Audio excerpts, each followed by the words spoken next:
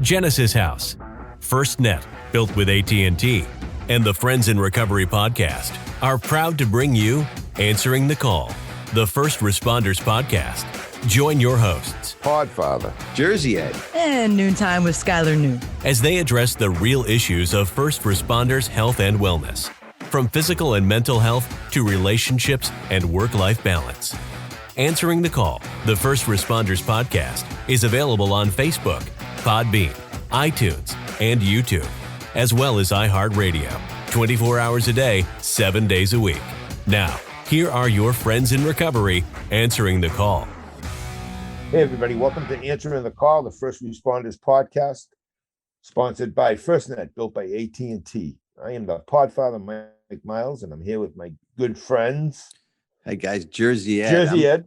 That's me. That's me. Look at my head's cut off. Look at this. How weird is this? Right? I mean, I got to do something here. And who else are we here with? Yeah, who and else? It's Noontime with Sky. Noontime with Sky. Skylar Noon. She's in a little cafe, Podfather. Look at her. She's I just finished my latte.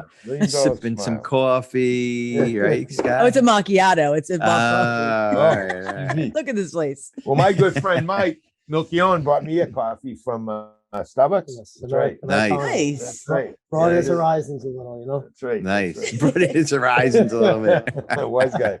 He needs that. Believe me, he needs that. I need coffee like I need a shot in the head. Hey, I want to say something about the Podfather while you're with him there, Mike. It's his birthday, just to let you know, tomorrow. And I want to let the listeners know. And happy birthday, Podfather. We appreciate.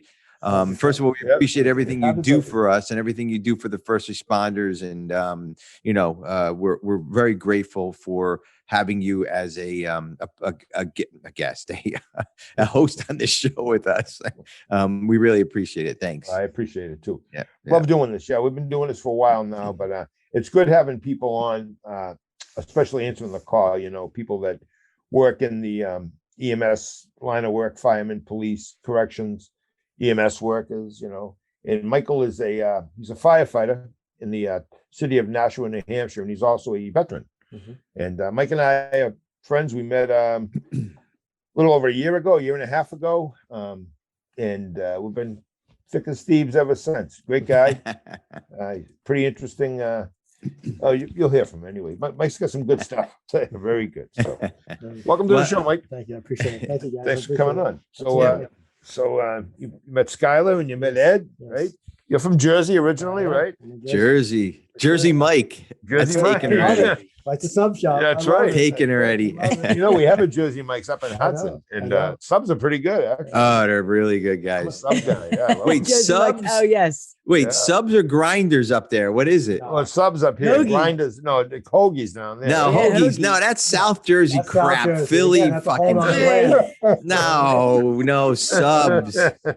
The grinders is in like Western, man. Right. Okay. The first time somebody said that to me, I was in the military, and they're like, "You want a grinder?" I'm like, "What?" Yeah, exactly. I thought that was like some perverted shit they were talking about. I don't do that. I don't do that. Hey, I'm straight. I just want to eat. You know what I mean? It's a sandwich. Not that kind of eat. No. Not that eat. I want a sub. That's what I want. But you're right. You're right. You know what I do? I was stationed in Fort Dix, New Jersey for a while, 18 months. And what I do remember, other than seeing Bruce Springsteen and Deep Purple, is I remember the White Castles, White Castle's the best. I fell in love with that. Forget about it. Couldn't get enough of Coming it. home from the city, Oh, 3, my 4, God. 5 in Yeah, the morning, go to that's White what- Castle. that was Broadway, New Jersey, you had to go to, right? That's where it was. The only White Castle was in Broadway, New Jersey for a while. Yeah. the Garden State. White Yeah. Castle. It's the best. Well, White Castle guys, real quick.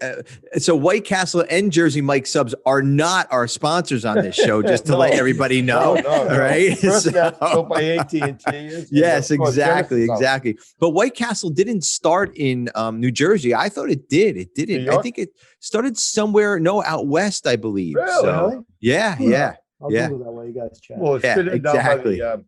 down by the boardwalk there, Atlantic City. That's where I found one. Yeah.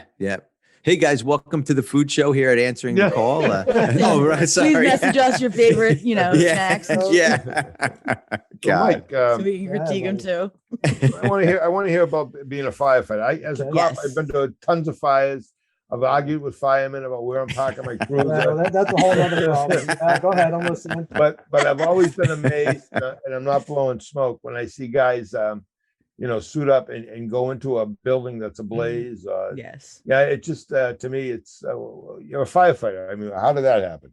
Well, it's something I always wanted to do as a kid. Really? You know, I tried getting on the job in New Jersey. It just didn't work out. So I came to Massachusetts first and then to New Hampshire. But it's a thing. It's something I've always wanted. I don't think you can get up one day and just be like, I want to be a fireman. Right. I just don't. It's beyond a calling. I don't think it's a lifestyle, and I think that's why you see generations of families do it. Yeah. Because it's a lifestyle. That's so true. Like in my family, my father wasn't, but my uncles were, my great uncle was a Whippany fireman for, I swear to God, 68 years. Oh my Seriously. God. Yeah. He just died. So the firehouse in Whippany on Route 10 there, my uncle donated the land to them. Oh my and God. he's got a piece of it. Yeah. Oh yeah. So I just think it's there's a lot of lineage with that stuff. Sure. I think Podfather, that's down by JR Cigars, right across the street. Yeah. It's right across the 100%. street from there. Right. Yeah. We gotta go check that out. yes, we do. Yes, we do. Give you a reason to go get a cigar. Mike's a cigar smoker too, by the way. Oh, He doesn't good. look Okay. like All right. So he knows where JR's is. It's something else now, Are but you gonna buy the cigars? Of There'll course. be a fucking dust explosion when it's wallet opens. Moths everywhere. Yeah, I love my cigars. yeah. But yeah, I mean, that's really, it just kind of evolved. Like I always wanted to be a Nork fireman. That's what I wanted to do because I just had friends on the job there, and it just didn't work out. But it's a tremendous job. People always ask me all the time because I've been a fire instructor for 15 years. I teach at the fire academy. I used to teach for the firefighters union. I used to travel the country and teach. So, I've really done a lot in this business in the 25 years I've been involved with it, and I've got to see it on a national level. And people always ask me, you want your kids involved in it. That's a whole nother, Yeah. you know what I mean? That's a whole other thing. So, right. My father did it because he wanted me involved because he wanted me in something that was bigger than me. Right. Right. Because I was one of those kids that when I grew up, I just, there's the line of things and I always kind of went on the other side of the line. So he's like, you need something safe. Let's put it down. It's something that with a little bit of protection, but it was always something I wanted to do. He wanted me to be a cop, and I'm like, that's not my thing. I know how to stay in my lane. I don't pull people over when I see a speeding in my fire truck. And they go in the building when they see people when they see on fire. That's right. Yeah. And you're in the service, right? Yeah, I was. What'd you do in the service? What branch? I was in the Air Force. I was a Yeah, fireman. you're a fireman Oh, in the wow. Air Force, right? Yeah. Wow. Nice. Well, I think what's really interesting about Mike has another business too. I mean, like all of us, we're all working, most cops and firemen, like especially firemen, they have secondary jobs, other trainings, other careers, actually. Yeah. But you have an amazing, very interesting job. Tell them. Yeah. So I own a company up here called WeHangChristmasLights.com. I do holiday lighting. Oh, yeah. I'm an affiliate for this area here. So You it's a national brand, Yes. and I'm just the affiliate for this area. Yeah, he's an artist. You got to see some of the work he does. It's incredible. It's fun. I'm talking, I'm 60-foot trees, homes. I mean, I don't even know where you'd begin. I mean, I have a hard time putting a fucking light bulb in. Never mind. I know. And if I decorate, I throw a reef up. That's it. A reef with a little bit of light around. Is it still up? I hear No, you. I took it down. But he's got the greatest pickup truck. You should see it. It's just cool. So how long you been doing that? 7 years. 7 years. Wow. Yeah. And So I get the history behind it. Look again, where we grew up, right? Everybody lights the house up. That's what you do. Like, everybody in my neighborhood had lights. So Yes. it was always a thing, right? But my father was real big on heights, so he didn't really get crazy with our house. So I wanted to learn how to do it like you see these guys do. I was like, how do you do that? So I got a job with a company, and then I ended up winning the best decorated house in the town I lived in 3 years in a row. Wow. And my boss is like, hey, if you want, I don't cover the New Hampshire area. If you want, maybe you should think about doing that yourself. And Wow. how it worked out. And I branched off into a different, it's not a franchise, but it's similar. It's an affiliation, but I branched off into a different company, but that's how it worked. And I'm really fortunate because it's a great business. It's a lot of fun. so when do you start? Like when does your busy season start? Commercial will start in September, Really? end of September, beginning of October. Right.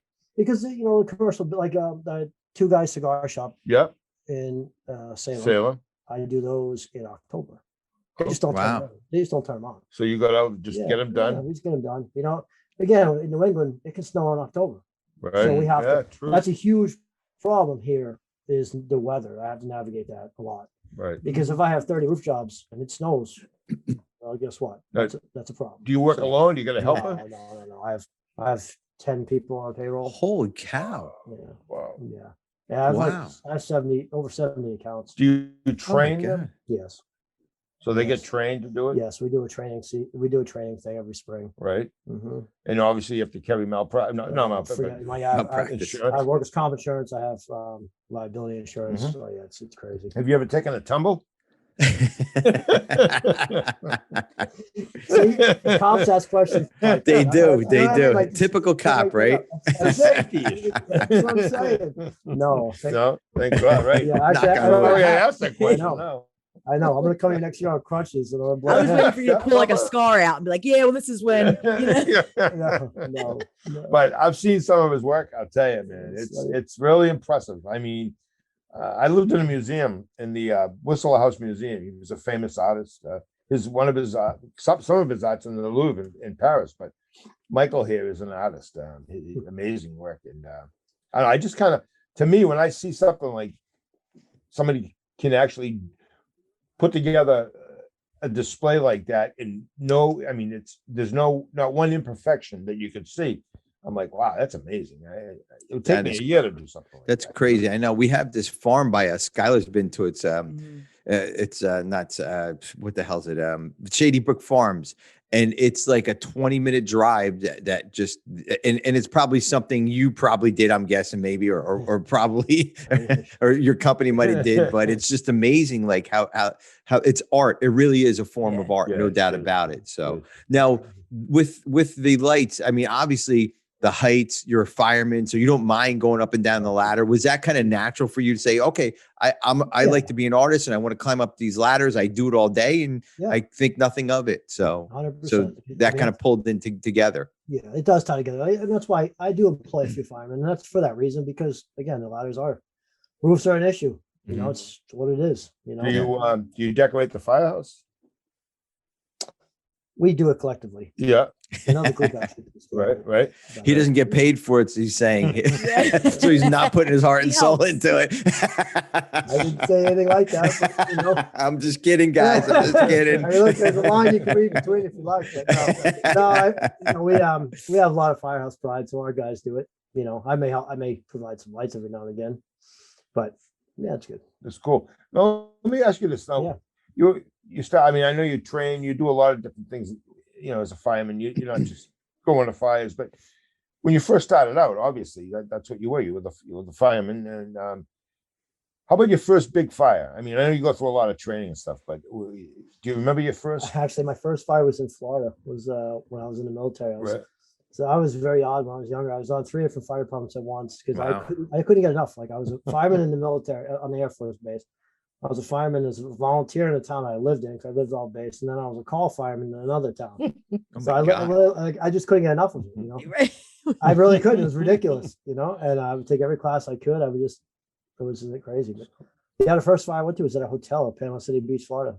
And I remember it was the 18th floor, I think it was. Jeez. And I was like, see now, this is not like the fire cabin I went to in Texas, which was on 1 story. You know what I mean? Like, this is not, you know what I mean? Like, it got real quick. It's like, hey, if I got to jump out of here, there's no ladder that reaches this high. You know what I mean? Like, oh my God. You know what I mean? Like, my God. But that's what you sign up for. You know. So what is it about the fire department? Because my calling is, and I don't even call it a job. I just call it a calling now. Is helping addicts and alcoholics, get to where they need to get and achieve what I have achieved in my lifetime, sobriety. And what was it for you besides your dad? I know your dad. I know that part. But was there something deeper? Was there something? 100%. Yeah. I mean, listen, anybody can want you to do something, right? If you don't want to do it yourself, it's just like recovery, right? Mike could say, hey, you should probably get sober, and this is how you do it. If I don't want to do it, it's not going to happen. Yeah. Right. Yeah. You go to 100 churches, you can pray 100 novenas. If you don't want to get sober, you're not going to get sober. That's just the way it is, you know. That's right. And nobody can take you there. It's the same thing with this job. If you don't really have that inside you, and like I said, I've been teaching for years in this business, and I literally asked a kid one day at the fire academy, so what are you doing here? And he said, yes, I was working at Walmart, and I wasn't really digging it. And somebody told me, that the fire academy was coming up, and I Wow. should give it a shot. And I'm thinking to myself, you'll be here a month. And he was gone. He was gone, huh? He quit. Because you got to have it. You got to have it inside you. You got to be, Right. you got to Yes, be willing to put your- 100%. Human you have service. You have You know what I mean? to. Like, Yeah. It's just a job. I'm not the kind of person that could sit in an office all day, every day without change the scenery. That's not my style. Yeah, I don't like that. no. I don't dig that. But that's one thing about being a cop. Like grab your cruiser at night, go to roll call, grab your cruiser. Usually work with somebody. 99% of the time you got along. At least got along. Sometimes you'd be very close. Sometimes you just, hey, how's it going? Small talk.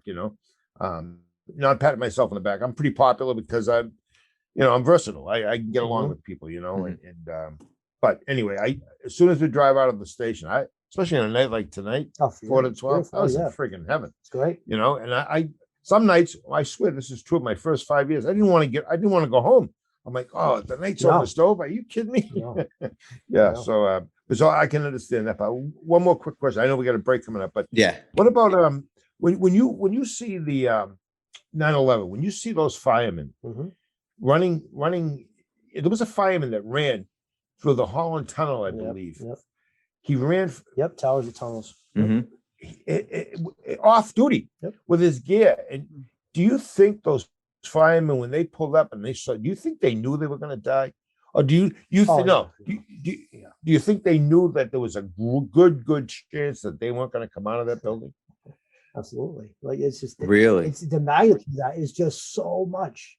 So one of my best friends on a job up here with me, he was a New York City fireman for 7 years. We had another guy on a job up here who was also New York City fireman. His brother was New York City fireman, got killed in 9/11. And I'll tell you, they knew what. Listen, at the end of the day, this is what we sign up for. Yeah.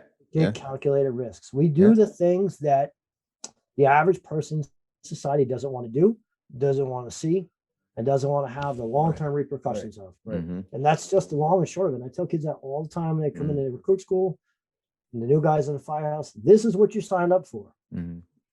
So you better have a plan. Like Mike keeps talking about training, recruit school and stuff. We don't train for mental. We don't train in the mental aspect. We don't train in PTSD. We don't do anything. I mean, preemptively. And I tell kids that now when they come in, go buy your flashlights, go buy your rope bags, go buy whatever you want to save yourself. But the most important thing you need to do to save yourself is get on the phone and find a counselor the day you get hired. Yeah. Because Absolutely. literally 15 minutes after you walk in the firehouse the first day, you could see some shit that's going to turn you around for the rest of your life. That And is true. it has happened to me. Yeah. 7 years I couldn't go into a dark room because I got flashbacks. And it Oh, happened the first God. 6 months I was a fireman. Yeah. God. You We're know, gonna take a quick break here, guys, and when we come back, I got a lot of questions. I'm sure Skylar does, and Podfather. Thank you for getting Michael on here. Appreciate it. And Mike Malcone, to me, we've had a lot of people on this, but having people I know like Paul and excuse me, and Tony and a few other people, but having Mike on, this is awesome. This is good. It's really good. We're able to bring people on that we're familiar with, and absolutely. especially professionals like firefighters. Yeah, absolutely. Hey, answering the call, First Responders Podcast, sponsored by FirstNet, built by AT&T. We'll be right back. You're first. First to respond. First to put others' lives before your own. And in an emergency, you need a network that puts you first. That connects you to technology, to each other, and to other agencies. Built with and for first responders. FirstNet, the only congressionally authorized wireless network for first responders. Because putting you first is our job. Since 1992, Genesis House has been helping real people heal from addiction on their private recovery campus in beautiful Palm Beach County, Florida. Their family-owned program is accredited by the Joint Commission and offers detox and dual diagnosis treatment in a comfortable and confidential setting. At Genesis House, they focus on treating the underlying causes of addiction. Their comprehensive approach includes psychiatric care, individual and small group therapy, trauma healing techniques, and holistic care, including yoga, massage, and animal-assisted therapy. After treatment, their clients enjoy the lifelong support of a nationwide network of Genesis House alumni. Call Genesis House today at 1-800-737-0933 to speak with someone who understands. Visit them on the web at www.genesishouse.net. It's time to start your journey to a long and successful recovery. Hey, everybody, welcome back. Answering the Call, First Responders Podcast, sponsored by FirstNet, built by AT&T. I am the podfather, Mike Miles. Hey guys, Jersey Ed here. And it's Noontime with Sky. What's up, Yes, Sky? and we have our guest here, Mike Yes. Marcone, firefighter. Yeah, firefighter, cook, cooking show, whatever else. we were Christmas talking lights, about. Christmas lights. Yeah, I thought we were some artists. All around good sport and snappy dresser. That's right. Hi, everybody. Welcome to Answering the Call, all around everything except for answering the call today. So, no. Real quick, guys, I want to give out a number here.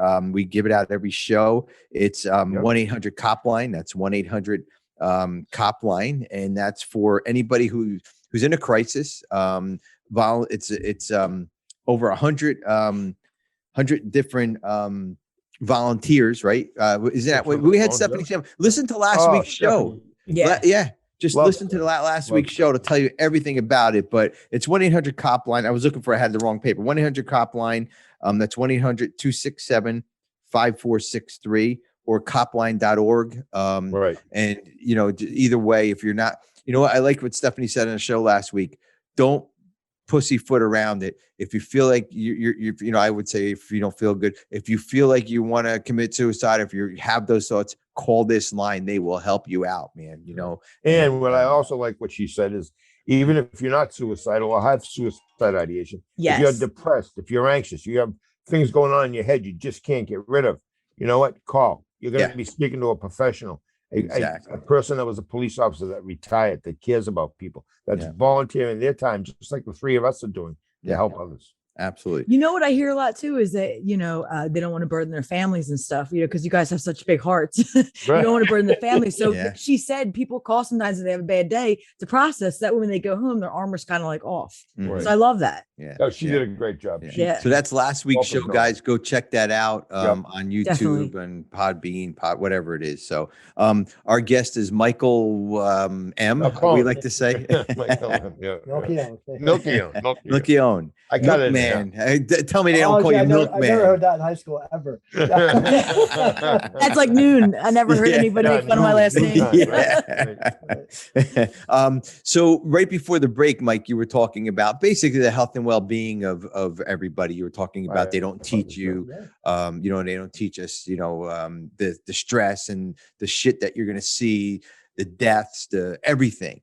I know you're in recovery. You kind of disclosed that to us, and you gave us permission to talk about it. Thank you. Because this is going to help people, people who are sitting maybe thinking like, oh, I don't feel good. Something's not right. I'm drinking too much. I just got out of the, I don't want to go into the firehouse because maybe, will I see that again? I mean, all that stuff I'm sure you've been through. And the easiest way that us as addicts, alcoholics, we drink it away and then we can forget about it. But that is not true. And we know that. And I just want you to touch on a little bit on your recovery and maybe how you overcame all that stuff. You were saying something about a dark room when, you couldn't go into a dark room for 7 years when you were a break. I used to get, I can tell you exactly what triggered that. Well, two things triggered that. The first fatality I ever saw was a 16-year-old girl that was coming home from the prom, and her boyfriend was driving. They were hammered, and he went to pass another car. And when he went to pass the car, he flipped and hit the car, and the car flipped over, and she bounced out of the driver's side window. And when the car landed, as that car barrel rolled, the front post, the A post of the car, crushed her head on the pavement and dragged the car 176 feet. Now I know the footage because the cop said it. And when the car kind of came back to, it was on its roof, and we popped the door off. I looked literally right down this girl's torso. Her head was gone. Her brains were on the street. Her skull was on the street. Like, you can't. I can listen. I eat a very regimented diet. Okay, extremely. Like, I've got it right to my diet. I eat like literally 6 things. I can't tell you what I ate last week, but I could tell you 25 years ago the smell, what the Yeah. guy was wearing, because the boyfriend was standing on the wood line puking when we pulled up, covered in blood, because he knew he just obviously killed his girlfriend and he's probably going to prison for the rest of his life. But I could tell you definitively everything you need to know. Yeah. Like when the mother showed up on scene screaming at the top of her lungs because she saw her daughter's car and realized her daughter was dead under the sheet, like that stuff. And then like 3 months later, I had a 2-month-old daughter. A woman suffocated her own daughter and called 911. The grandfather called 911. I remember walking in the house and he gave me the kid, 2-month-old baby, and said, can you help my granddaughter? And the kid was blue and stiff. And come to find out that the mother suffocated the kid. But I had a 2-month-old daughter at the time. Right. You know what I mean? Literally, like almost to the day. Right. Yeah. So those 2 incidents. But again, like I said before, like this is what you sign up for. Like this is what it is. Like it's like people go in the military and go to ROTC, and all of a sudden they get papers, get deployed overseas, and go to conflict. So I didn't sign up for this. I signed up to get education. Well, no, actually, no, you didn't. That line that you signed doesn't differentiate education versus Smart or not, you're going. You know what I'm saying? Like that's what it is yeah. here. It's the same. Like, this is what we signed up for. The Yeah. thing is be prepared. Have a plan. I didn't have a plan. I was like everybody else back when I got on the job. Like literally, like I hate to say it so graphically, but like the kids' brains were literally on the street. And we got back in the rig, and the guy was making a joke that looked like cereal. Like, but that's what you do because that's how you get through these things. But like, but then we literally went back to the firehouse and you stuffed that away. You stuff it away, and people back in those days, 25 years ago, they say tough it up. Like that didn't exist. PTSD and all that stuff. Like we didn't address that. Right. Having said all of that, right? And Mike and I discussed this last week. The job changes you as a person. There is no. There's no way, shape, or form, any line of first responder, military, especially guys that see conflict, there's no way it's not going to change you as a person. Does that give you a license to act like a jerk off or an asshole? No. Exactly. Does it give you a license to not have any accountability for yourself? No. And where I went wrong is, and Skylar, you were touching on this during that sponsor piece there about somebody last week. I saw a counselor a long time ago, and she said to me, "Do you carry a bag to and from work?" I said, "Yeah, gym bag, whatever." She said, "Well, when you go home and you set that bag down, what do you do? Or what do you do with that bag?" I said, "I'll leave it in my truck, or I'll bring it, whatever." She goes, "No. What you need to do is you need to bring that bag in the house and you need to set it down in the same place every day. And when you do that, that shuts off that firehouse." Yep. Right. The armor. What I did was the mistake I made was see again, like so those scenarios that we just discussed, right? Or even more so, a scenario where somebody's kid just overdosed, which I've been to more times than I could count. And now I have a mother standing 10 feet away from me screaming that her kid is dead and we can't help them, right? So what do we have to do as first responders? We have to go in there, we have to shut our emotions off like a light switch. Because you can't respond in front of those people, right? That's not professional. That's I took that attitude home. And I took that attitude into my personal life. So when I wanted to do things that I wanted to do, I just took the tools that I use for work and used them for a path of self-destruction. Does that make sense? Yeah. Oh yeah.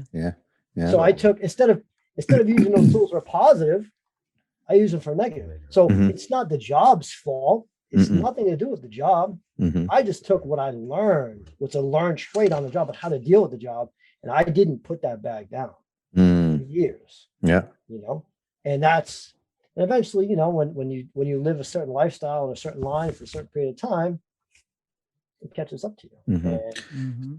So the way you're coping with things is that you use drugs and alcohol to no drugs, just alcohol. Just booze. Just booze. Like I was just drinking. I like to party, I like to have fun. I had a few vices, and alcohol was one of them. And but it wasn't even just it wasn't just coping. It wasn't even that. It was what I wanted to do. What I wanted to do. Right. I tapped into that ability to shut my emotions off at the door. That's really the issue. It's not necessarily the PTSD. It's just it's what I do is I tapped into that ability to shut myself off. So when I walked out of the house and my wife's like, "Where are you going?" I said, "Wherever I want. See you later." Bam. And I had absolute no guilt, no remorse, no nothing for the way I conducted myself for years. Because I learned how to do that, right? I taught myself how to be emotionless. Right.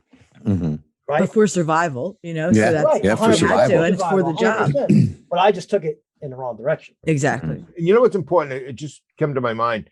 You know, I've been doing this 21 years. I've had an office for 21 years. Prior to that, I was kind of just helping people willy-nilly. Before I got my education, before I got my master's and my licenses, I was just a recovering cop, word of mouth. Hey, this guy, he did it. Call him. Maybe he'll show you. So I knew eventually I wanted to be a therapist, and I wanted to get, credentialed. I wanted to have credibility. I wanted to have, diplomas and certificates and licenses. So I'd have a business, which I did. But I can tell you, I've had police, fire, correctional officers primarily come through my office. I'd say 90% of them, they're legit. They really are affected by their jobs as a result of the job, what they've seen. Like Mike said, no one tells you when you're in the police academy in 1980. They didn't tell me that I could be an alcoholic or a drug addict, or I could, see things I would never understand. But they did talk about bad behavior. They did talk about graft, taking things that don't belong to you, and just not being a proper police officer. But the other 10%, there are people that come in here that looking for some type of pass for what Mike just said, their bad behavior. So they want to blame the stresses of the job. And I spot these people right away. I mean, I know right away because I did it for a long time. But I think it's important to know there's not a big percentage of those people, but they're there too, and that's the unfortunate part, but on the other side of it is I'm the one who has to write the assessment. I'm the one who has to, listen to what they say, put it in words, and this is my opinion. And it's never bothered me to tell somebody, I don't think your behavior is a result of the job at all. I think you were going to be doing this long before you ever became a cop or a fireman or a correctional officer. Yeah. The thing is, guys, here's the thing. And I like how Mike kind of addressed everything. And, I was just going the wrong way and I was doing whatever I wanted. I wasn't being, a good dad, a good husband, a good, whatever it was. But that's okay. Cause we can fix ourselves. We can stop it and we can get help and we can be a better person. Just because we did something wrong doesn't mean we're bad people. Just because we didn't, of course, if we did something really wrong, of course, and you have to whatever. But Podfather he's on that side of the law. But there is help out there. We can fix these things. We don't have to keep doing what we're doing. We don't have to live that life. Everybody does. I don't want to say wrong things, but we're human beings, guys, and we deserve to be happy. We deserve to be in the Michael, you go by Michael, right? Michael, you are wonderful. I mean, I'm just sitting here listening to you and you can be the next therapist in Mike's office. Seriously, with the words of wisdom that you just came through with. You take care of yourself. You practice, it sounds like spiritual, mental, physical, and it's got a lot of, you practice. Funny you said it because you've got a lot of qualities. It's funny you said that because we've been talking back and forth, and there are certain people that you just know right away as soon as they start talking about helping people or getting an education, you just know that person would be a great fit. Like Ann Perello from Pelham. Yes, I mean, that's my girl. She finished. She's finishing her internship this month, April. We're going to be done. And you know what? I'm going to really miss her because she's just been great. She's helped so much, and I feel someone like Mike ideal for this type of job, I mean, fit right in, because when a cop or a fireman or a correctional officer walks in here, you can't really see much, but I mean, my walls are decorated. It's called a busy room because I have posters and pictures everywhere, but you would never not know that I was a cop for 35 years. I have pictures everywhere. But that's my audience. That's the people I care about. The teenagers I get and the young drug addicts, they come in. I'm there for them too. But I'm not changing nothing in here because I want my target audience are people like myself and Mike. Well, the growth, Mike, that you have from where you were to what you are today is just amazing. And it just let me ask you. I guess the guys at the firehouse have to be kind of privileged to have somebody like you in that firehouse. It's just amazing. Privilege is a strong word. Privilege is a strong word. Seriously. I give some adjectives and some verbs. I don't know about that one. Listen, there are guys that have seen I mean, first of all, I lost over 30 pounds, I made a lot of changes in my life, and that's the bottom line. And people see it. And I have had guys, on the job that know me come to me and ask me say, hey, what are you doing exactly? And help me out with this. And, and it's funny you say all this, and Mike knows, is I actually just entered the addiction counselor program at Middlesex College in Massachusetts. And Cool. Nice. I wrote my essay, my entrance essay, and I mentioned my man here at the podcast. Because I'm going to tell you what, I think, it's very fitting that this guy is he looks like my father. He acts like my father, like literally. Right. And when he told me to book with this show, the book on the show, right? I went on the day that you sent me. Yeah. And today was the only day you had, the only day in April. And today's the day my father died a year ago. Wow. Right. I mean, this guy, if I showed you a picture of my father right now, he looks just like. Wow. Handsome man, I'll tell you right. I have goosebumps. That's really cool. I'm gonna teach him my address. But this guy has helped me immensely, and I don't think he gives himself as much credit as he should. Like you said, I agree. Never. He This never man does. has helped a lot of people. Mhm. He's helped me. I do things the way I do things. I don't rely on other people per se. I don't call Mike 30 times a day. And I don't, that's not my thing. I built my own sobriety, my way, and I do it the way it works for me. But I talk to Mike all the time, and he's a great guy, and he's helped a lot of people, and he's helped me immensely, and he's going to continue to help me, especially if I become a counselor and go this direction. Absolutely. Absolutely. You got a space right here in the office for Mike, That's it. because, you can only do only cops and firemen in corrections, in EMS, in veterans too. I mean, we're veterans. They're comfortable. I had a vet in here, and he took an Uber. He doesn't have a license. And my fee, let's say my fee is $500, right? Let's just say that's the number.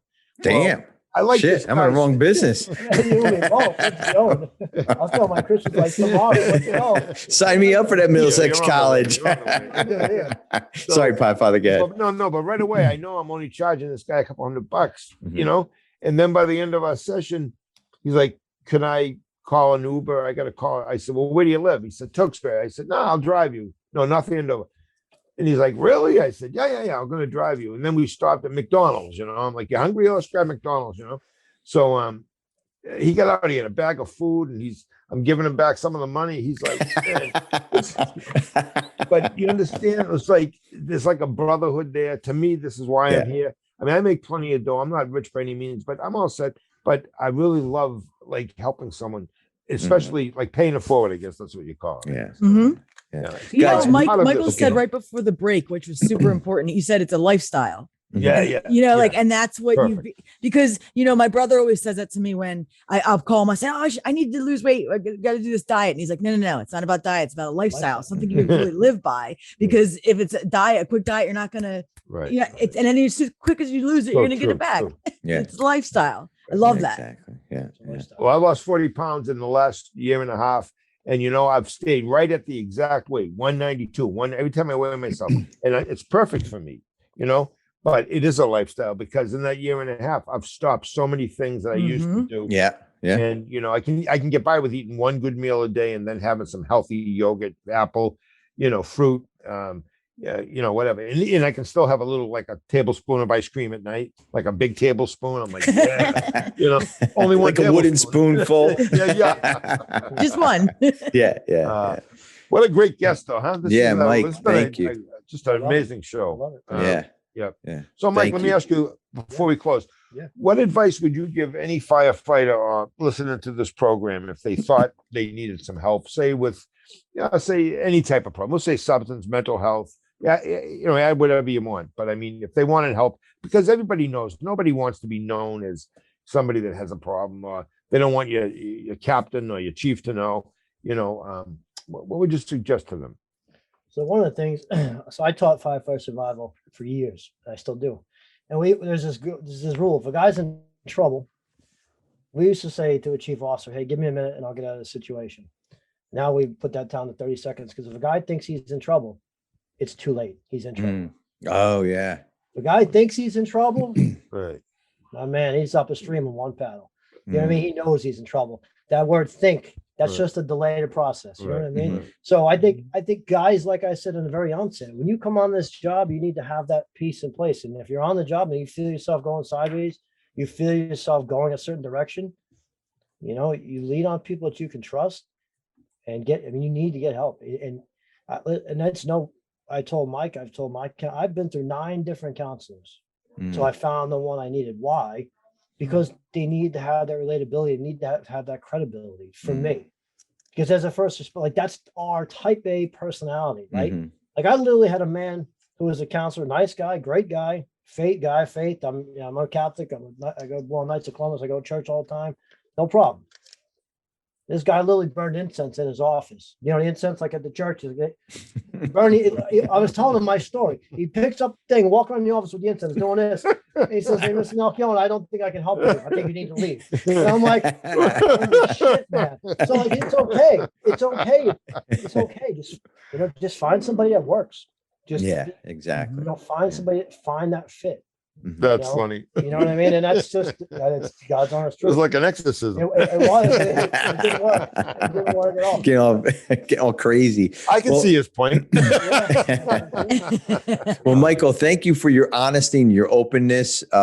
For not for us, for the listeners, because this is going to help somebody. This is going to say, I understand where he was at. I get it. And look where he's at now. Look what he's doing. Look at his life now. And that is so important, especially to first responders. We do another show, which we're definitely going to have you on for recovery. But for the first responders, a couple of reasons being, and I know we have to close here, but a couple of reasons being, first responders, like you said, they can take care of their own. They think they can take care of their own self, but you guys can't. You guys are, and I don't mean that in a bad way. We're all human beings. We all need help. And I like what you said. When you think you might need help, you're too deep into it already. You need help. And that goes for the mental health and the substance abuse field too. If you think you might need help, brother, you need some fucking help. You really do. And I like that. And I'm going to use that if you don't mind. That's, I'm going to take that. But thank you for the open and honesty stuff. I'm going to say a declaration here, Podfather. All right. I'm coming up next week and we're going to do an FIR from the car. And I want this guy in the car with us with a cigar. All right. Backseat. Oh man, fellas, let's go. All right. Good. On your lap, I'll tell you right now. Get that thought right out of your head. My boy. Okay. He's your Carl. That's right. Hey, great show. I always compliment you on the guests you get and stuff, but here we go. This is what I have to compliment you. That's right. That's absolutely right. Kyle, what'd you think? Good show? Very good. Very good. Well, this is right up your alley because your brother, Sky. Yeah, exactly. Yeah, right. So I love it, because it helps. Honestly, this show helps me learn so much because there's just so many aspects that I don't think that, maybe the outside world knows, but Skylar's world didn't know. And it's just helped me because, like I said, my brother's one. It's just something I never I guess I'm such a self-centered addict. I never really thought of No, you're a very giving person. But you don't think the reality of it. And so this show has taught me so much. It really has. Well, that's how I felt last week with Stephanie after we hung, after we get off. And I wrote her an apology because I felt bad. I was just trapped in my car, and I was more pissed at Ed. I wanted Ed to give us a break, But I wrote her an apology, and she wrote the nicest message back. I'll tell you what a great guest she was. She was, absolutely, yeah. Hey, well, I can't tell you, Paul. Michael has been a great guest. He's up there with Stephanie, no doubt about it. Absolutely, absolutely. Thank you. I appreciate it. Thanks, Michael. We appreciate it. Thank you. Hey. Answering the Call, the First Responders Podcast, sponsored by FirstNet, built by AT&T. Stay safe, everybody. Stay safe, guys. That concludes this episode of Answering the Call, the First Responders Podcast. Thanks to Genesis House, FirstNet, built with AT&T, for supporting those on the path to recovery and keeping this valuable resource free for all our friends in recovery. Follow us on Facebook for past shows and updates, and enjoy free access to twice daily support meetings. Brought to you by Genesis House and the Friends in Recovery. If you can't get enough of Mike, the Podfather, Jersey Ed, and Skylar, you can catch them on Friends in Recovery, the Addiction Recovery Podcast. Available on Facebook, Podbean, iTunes, YouTube, iHeartRadio, and GenesisHouse.net.